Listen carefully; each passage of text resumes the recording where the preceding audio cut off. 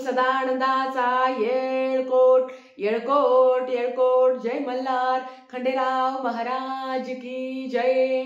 नमस्कार सर्वांना, श्री स्वामी समर्थ. तुम्हा सगळ्यांचं आपल्या चॅनलमध्ये खूप खूप मनापासून स्वागत. 26 नोव्हेंबर 2025 वार बुधवार या दिवशी आली आहे चंपा षष्ठी, ज्याला स्कंद षष्ठी किंवा अजूनही गावाकडे वांगेसट असं म्हटलं गेलं. आता चंपा षष्ठीला आपण आपल्या घरात कुळाचार कसा करावा, खंडेराव महाराजांची तळीभंडार कसा करावा, त्या संदर्भातली आजची माहिती आहे. कृपया व्हिडिओ सगळा बघा. सगळ्यात आधी बऱ्याच घरात जसं आपण षडरात्रीमध्ये आपण घटस्थापना केली आहे. काही घरात केली असेल, काही घरात नसेल केली, तरी सुद्धा तुम्हाला कुळाचार करायचा आहे, कारण तळी भरणं हा कुळाचाराचा मेन भाग आहे. तर तुम्ही घटस्थापना केली असेल किंवा नसेल तरी सुद्धा तुम्हाला तळी भंडार करायचा आहे. आता खंडेराव महाराजांची तळी ही संध्याकाळीच भरली जाते. काही ठिकाणी सकाळी केली जाते, पण 99% संध्याकाळी तळी भंडार केला जातो. जर तुमच्याकडे सकाळी करण्याची पद्धत असेल तर तुम्ही सकाळी करू शकता, नाही तर तुम्ही संध्याकाळी केली तरी हरकत नाही. आता तळी कशी भरायची, तळी कोण भरू शकतो, तर तळी कोणीही भरू शकतो. ताई मी प्रेग्नेंट आहे, भरू शकता, एवढंच आहे. जर तुम्हाला काही मासिक धर्म असेल, तुम्ही सुतक विटाळमध्ये असाल, तर तुम्हाला कुठल्याही रविवारी, म्हणजे 26 तारखेला चंपाषष्ठी आली आहे तर तुम्ही 30 तारखेला सुद्धा तळी भंडार करू शकता, किंवा त्याच्यानंतरचा जो रविवार येईल तेव्हा सुद्धा तुम्ही तळी भरू शकता. पण तळी भंडार करा, कारण तो कुळाचार असणार आहे.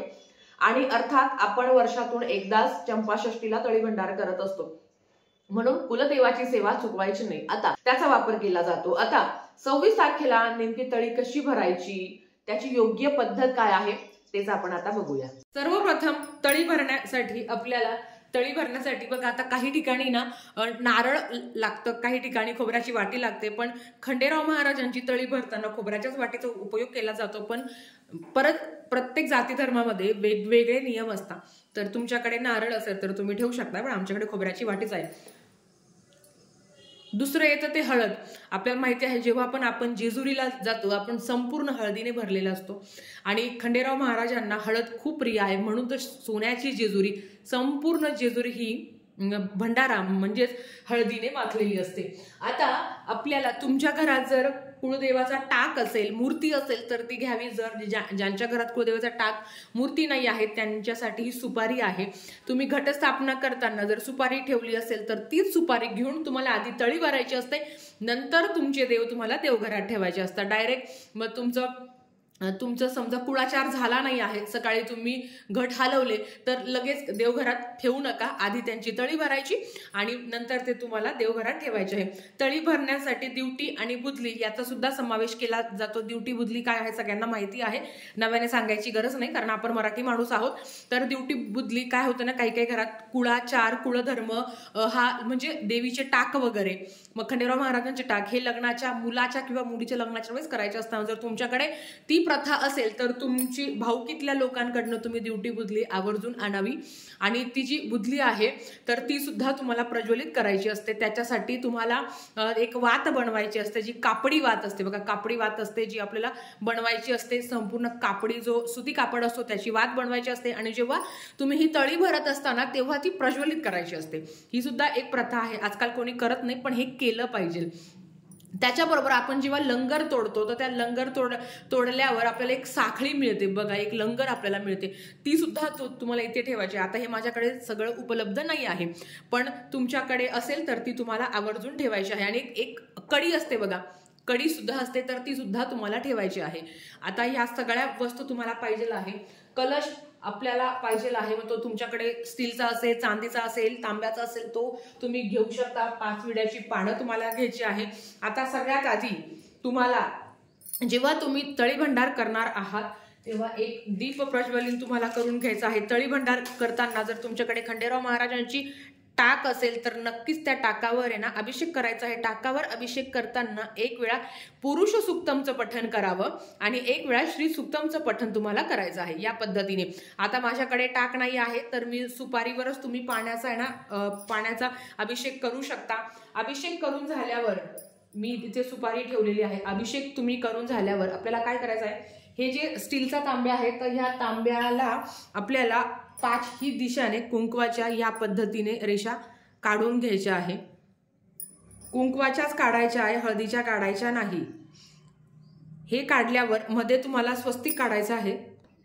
तर बघा मी इथे स्वस्तिक काढून घेतलं आहे आणि 5 ही दिशेला मी अशा 5 रेषा काढून घेतल्या। आता स्टीलचा तांबा असल्यामुळे एवढं स्पष्ट दिसणार नाही, पण तुम्हाला याच पद्धतीने करायचं आहे। सर्वप्रथम आपल्याला तांदूळ घ्यायचे आहे, त्याच्यात थोडासा भंडारा टाकायचा आहे। म्हणजेच काय, पिवळे तांदूळ तुम्हाला घ्यायचे आहे। तुम्हाला अष्टदळ कमळ काढता आलं तरी चालेल किंवा साधे तांदूळ ठेवले तरी चालेल, पण शक्यतो अष्टदळ कमळ काढावं। नसेल येत तर साधे तुम्हाला इथे हळदीचे तांदूळ ठेवायचे आहे। त्याच्याबरोबर 5 विड्याची पानं तुम्हाला ह्या कलशावर ठेवायची आहे। त्याच्या आधी विड्याची पानं ठेवण्याच्या आधी तुम्हाला याच्यात 1 रुपया सुपारी, आपल्याला याच्यात 1 रुपया सुपारी, हळद कुंकू आणि फूल असेल तर फूल अर्पण करायचं आहे। तुम्हाला चाफ्याचं फूल भेटलं तरी चालेल किंवा पिवळं फूल भेटलं तरी हरकत नाही। हे ठेवल्यावर 5 विड्याची पानं तुम्हाला ठेवायची आहे। विड्याची पानं ठेवल्यावर जसं मी तुम्हाला मगाशी सांगितलं की काही ठिकाणी खोबऱ्याची वाटी किंवा काही ठिकाणी नारळ घेतलं जातं। तुमच्याकडे जी पद्धत आहे ती तुम्ही करू शकता। इथे आता मी खोबऱ्याची वाटी ठेवलेली आहे आणि याच्यावर भंडारा आपल्याला ठेवायचा आहे। हे झाल्यावर काही ठिकाणी बघा, आता तुम्ही इथे विड्याच्या पानावर तुम्ही देवाचे टाक सुद्धा ठेवू शकता। आता खंडेराव महाराजांची तळी भरताना काही ठिकाणी सगळे टाक म्हणजे सगळे टाक ठेवतात।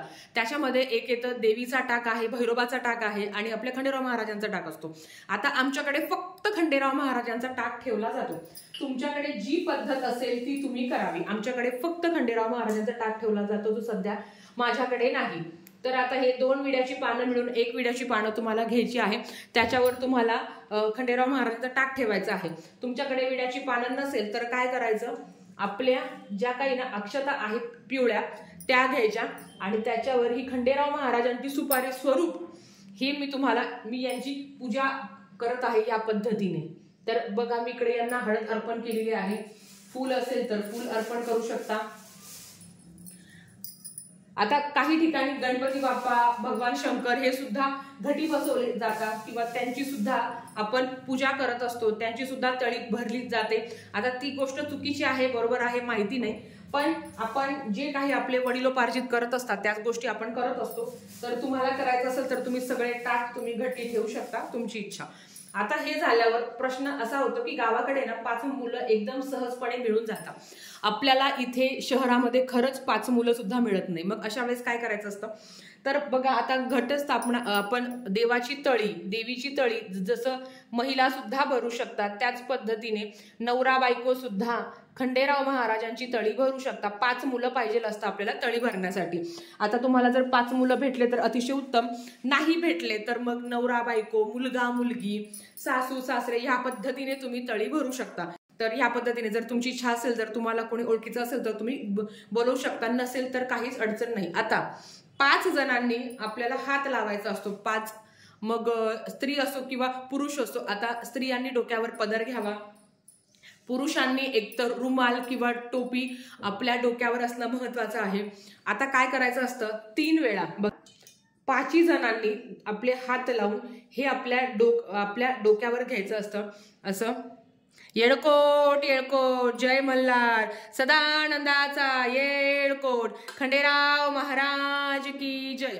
असं झाल्यावर तुम्हाला माहिती आहे, सदानंदाचा येळकोट येळकोट येळकोट जय मल्हार, हर हर महादेव, चिंतामण मोरया, भैरोबाचा चांदोबा, अगडबम नगारा, सोन्याची जेजुरी, मोत्याचा तुरा, निळा घोडा, पायी तोडा, कमर करगोटा, बेंबी हिरा, गळ्यात कंठी मोहनमाळ, डोईवर शेला, अंगावर शाल, सदा ही लाल, जेजुरी जाई, शिकार खेळी, माळसा सुंदरी, आरती कळी, देवा ओवाळी, नाना परी, देवाचा शृंगारा, कोट लागो शिखारा, खंडेराचा खंडका, भंडाराचा भडका, बोल सदानंदाचा येळकोट येळकोट येळकोट जय मल्हार, खंडेराव महाराज की जय।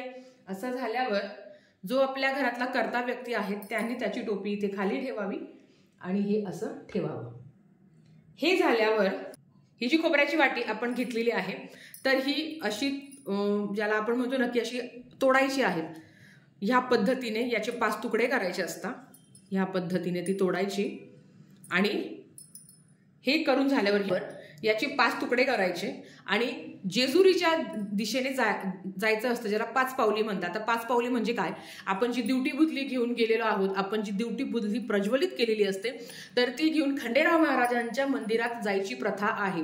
आजही चंपाषष्ठीच्या दिवशी बरेच लोक दिवटी बुधली घेऊन त्या खंडेराव महाराजांच्या मंदिरात जातात, कारण आपण अर्थात जेजुरीला जाऊ शकत नाही. खंडेराव महाराजांच्या मंदिरात जाऊन तिथे आपण पूजा अर्चा करू शकतो या पद्धतीने. आता तुमच्या घराला जर खूप लांब असेल तर मग काय करायचं, मग ती दिवटी बुधली प्रज्वलित करायची आणि अगदी 5 पावलं चालायची. मग तुम्ही फ्लॅट सिस्टीम मध्ये राहता, तुम्ही घरात राहता, 5 पावलं तरी चालायचे आणि खंडेराव महाराज की जय, येळकोट येळकोट, जय मल्हार, सदानंदाचा येळकोट, ही फक्त जय जयकार करत अगदी 5 पावली, म्हणजे एक घर ते दुसरं घर जरी तुम्ही चाललं तरी खूप आहे.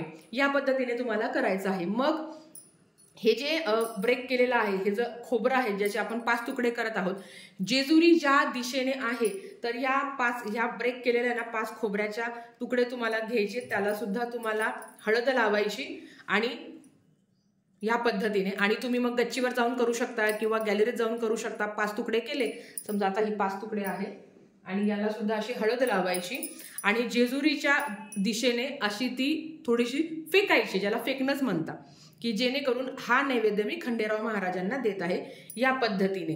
आता हे झालं. याच्या नंतर नैवेद्य दाखवायचा असतो आणि संपूर्ण महाराष्ट्रात चंपाषष्ठीच्या दिवशी आपण बाजरीची भाकर आणि वांग्याचं भरीत हाच नैवेद्य करत असतो. बाजरीच्या भाकरीमध्ये, वांग्याच्या भरतामध्ये थोडीशी कांद्याची पात टाकत असतात.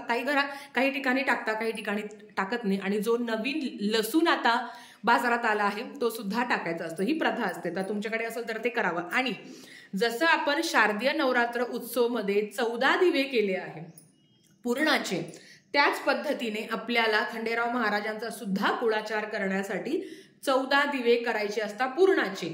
मग ते कसं करू शकता? भले तुम्ही वांग्याची भाजी आणि वांग्याचं भरीत आणि तुम्ही भाकरी नैवेद्य केला असेल तरी सुद्धा पूर्णाचा नैवेद्य न करता फक्त त्याचे दिवे करायचे, मग त्याचं थापवायचं आणि मग 14 दिवे लावायचे. 2 फुलवाती मिळून 1 वात लावायची तुम्हाला आणि त्याची सुद्धा आरती करायची असते. आता तळी भरल्यानंतर आरती करायची असते, जी आपण खंडेराव महाराजांची मूर्ती टाक ठेवला आहे तिकडे खंडेराव महाराजांची आरती करायची असते आणि आरती करताना पूर्णाच्याच दिव्याने आरती करायची असते, जसं आपण देवीला केलं होतं त्याच पद्धतीने. समजलं असेल तर तुम्ही बघितलं, ह्याच पद्धतीने आपल्याला तळी भरायची असते. बघा, सगळ्यात आधी जेव्हा 5 जण येणार, म्हणजे स्त्री असेल नाही तर पुरुष असेल, प्रत्येकाला भंडारा लावायचा असतो, म्हणजे त्यांचं मळवट भरायचं असतं. मुलं असेल किंवा बायका जरी असल्या, कारण अर्थात 5 मुलं जर तुम्हाला मिळणार नसेल तर तुम्ही घरातल्या स्त्रियांनी सुद्धा तळी भरली तरी चालते. जर कोणी नसेलच तर काहीच करू शकत नाही आपण. दुसरं, प्रत्येकाने डोक्यावर टोपी असावी आणि काय म्हणतात, स्त्रिया असेल तर त्यांनी डोक्यावर पदर घ्यावा किंवा जर ओढणी घ्यावी. कमीत कमी जर पंजाबी ड्रेस मध्ये असेल तर शक्यतो साडी घालण्याचा प्रयत्न करा, पण जर खूप अडचणीत असेल तर पंजाबी ड्रेस घालणार असेल तर डोक्यावर ओढणी घ्यावी. बघा, तुमच्याकडे 5-5 जण येतात. आपण जेव्हा तळी भरत असतो, आता काही ठिकाणी असं असतं बघा की आपण तळी भरल्यावर खंडेराव महाराजांच्या मंदिरात जाता. आजही 5 पावली केली जाते. 5 पावली म्हणजे की ज्या काही ड्युटी आहे ती ड्युटी बुधली घेऊन आपण खंडेराव महाराजांच्या मंदिरात जातो. जेजुरीला जाणं शक्य होत नाही म्हणून आपण गावाकडे जर मंदिर असेल आणि प्रत्येक गावात खंडेराव महाराजांचं मंदिर असतं तर तिथे जाऊन मान सन्मान करायचा असतो. आता जेव्हा 5 लोक तुमच्याकडे येणार, 5 मुलं तुमच्याकडे येणार जेवायला, तेव्हा जो काही नैवेद्य आपण केला आहे, मग त्याच्यामध्ये बाजरीची भाकर आहे, वांग्याचं भरीत आहे, तर तो प्रत्येकाला थोडं खायला द्यावा. आता आमच्याकडे किंवा बऱ्याच ठिकाणी असं असतं की आपण तळी भरतो पण मग नैवेद्य पण ठेवायचे असतात आणि भाकरीचा नैवेद्य करायचा असतो तर 2 चाणक्या घ्यावा, म्हणजे बाजरीच्या भाकरी 2 बारीक बारीक चाणक्या, अशा तुम्हाला 5 नैवेद्य ठेवायचे असतात. 5 म्हणजे भाकरी किती लागणार आहे? 10 बारीक बारीक 10 भाकरी, कारण 2 भाकरीचा मिळून 1 नैवेद्य ठेवला जातो म्हणून अशा 2 करत 5 नैवेद्य ठेवायचे असतात. त्याच्यावर आपल्याला जे काही वांग्याचं भरीत आहे ते तुम्हाला ठेवायचं असतं आणि तो नैवेद्य दाखवायचा असतो आणि तोच नैवेद्य तुम्ही स्वतःही ग्रहण करू शकता आणि जर तुमच्याकडे येणारे मुलं असतील तर त्यांनाही देऊ शकता. अगेन, कुळाचार असल्यामुळे काय होतं ना की ताई, आम्ही आमचा नैवेद्य येणाऱ्या लोकांना देऊ शकतो का? तुमची इच्छा. आता आपल्याला वाटतं की नाही आपला नैवेद्य आपणच खावा. आता कोणाला नैवेद्य दिल्यावर आपलं काही पुण्य कोणी चोरून घेऊन जात नाही किंवा, पण तरी पण आपली एक धारणा असते, आपला एक श्रद्धेचा भाग असतो तो तर मग असं जर असेल तर ते 5 नैवेद्याच्या जे काही तुम्ही चाणक्या केल्या आहेत, 5 नैवेद्य म्हणजे 10 चाणक्या, तर त्या तुम्ही स्वतः ग्रहण करा.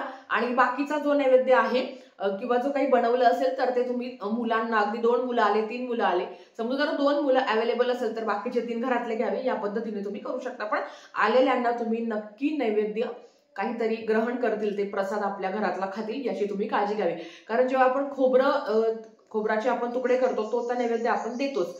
आता ताई आमच्याकडे 5 चाणक्या करत नाही किंवा 10 चाणक्या मिळून जो काही 5 नैवेद्य आहे तो ठेवत नाही. मग काही ठिकाणी असं असतं की एक मोठी भाकर ठेवली जाते, त्याच्यावर केवढं मोठं भरीत ठेवलं जातं. तुमच्याकडे ती पद्धत असेल तर तुम्ही ते करू शकता.